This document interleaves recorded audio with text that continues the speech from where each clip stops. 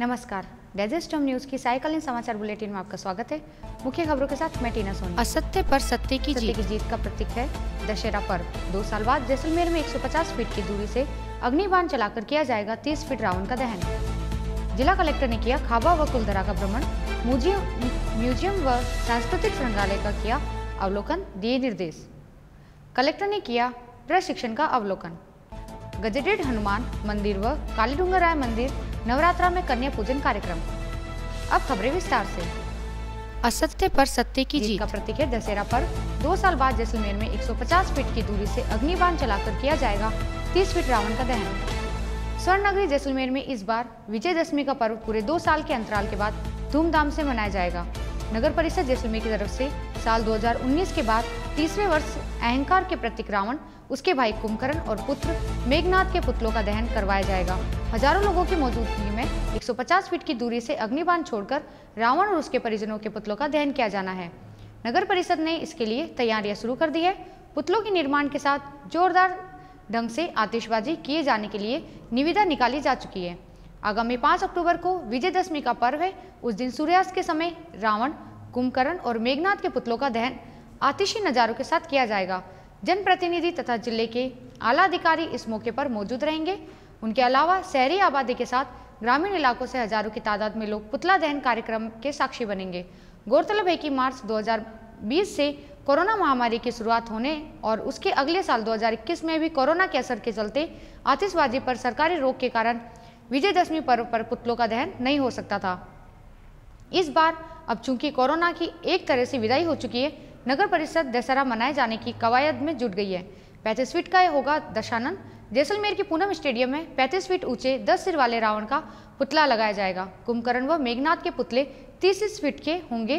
पुतलों की चौड़ाई उनकी लंबाई के समांतर रखी जाएगी। मैं रमेश कुमार पूनम स्टेडियम से यहाँ पे दशहरा उत्सव पर रावण दहन का कार्यक्रम रखा गया है कल दिनांक 5/10/2022 को, जिसमें रावण का पुतला 35 फीट का दिया गया है और मेघनाथ और कुंभकर्ण के पुतले 30 फीट के दिए गए हैं और साथ में रंगीन भव्य आतिशबाजी का आयोजन कल रखा गया है शाम को 6:30 बजे का। जिला कलेक्टर ने किया खाबा व कुलधरा का भ्रमण, म्यूजियम व सांस्कृतिक संग्रहालय का किया अवलोकन, दिए निर्देश। जिला कलेक्टर टीना डाबी ने मंगलवार को पुरातन गांव खाबा व कुलधरा का दौर कर जायजा लिया। इस दौरान जिला कलेक्टर के साथ जैसलमेर विकास समिति के सचिव चंद्र प्रकाश व्यास व भूजल विकास के भूजल वैज्ञानिक डॉक्टर नारायण दास इनखिया के साथ रहे। जिला कलेक्टर ने खाबा पहुंचकर वहां स्थापित भूवैज्ञानिक म्यूजियम व सांस्कृतिक संग्रहालय का अवलोकन किया। उन्होंने वहां रखी पुरातत्व महत्व की सामग्री व भूवैज्ञानिक महत्व के सैंपल को व्यवस्थित रखने के निर्देश दिए। उन्होंने वहां प्रदर्शित सामग्री व तथ्यों का विवरण पत्थर पर उकेर कर डिस्प्ले करने के निर्देश दिए। साथ ही पर्यटक की सुविधाएं विकसित करने को कहा। भूजल वैज्ञानिक डॉक्टर नारायण दास इनखिया ने भूवैज्ञानिक म्यूजियम के पुराने पत्थरों व जीवाश्म के बारे में जिला कलेक्टर को जानकारी दी। साथ ही उन्होंने संग्रहालय के इतिहास के बारे में अवगत कराया। खाबा भ्रमण के दौरान जैसलमेर विकास समिति के सचिव चंद्र प्रकाश व्यास ने खाबा फोर्ट व गांव के इतिहास के बारे में जानकारी दी। इसके बाद जिला कलेक्टर ने कुलधरा गांव का भ्रमण किया। यहाँ पर प्राचीन पालीवाल समुदाय व प्राचीन आवास मंदिर का भ्रमण किया। समिति के सचिव चंद्र प्रकाश व्यास ने कुलधरा के विकास व आवास व मंदिरों की बसावट की जानकारी दी। भूजल वैज्ञानिक डॉक्टर इनखिया ने कलेक्टर को कुलधरा के प्राचीन कुएं, बावड़ी, खड़ीन तथा वहां के जल स्तर के बारे में विस्तृत जानकारी दी। कलेक्टर ने किया प्रशिक्षण का अवलोकन।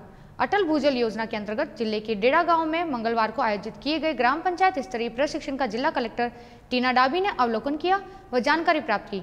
इस दौरान नोडल अधिकारी व भूजल वैज्ञानिक डॉक्टर नारायण दास इनखिया ने डेड़ा गांव के प्राचीन कुएं पर डिजिटल वाटर लेवल इंडिकेटर द्वारा जल स्तर मापन की जानकारी से जिला कलेक्टर को अवगत कराया।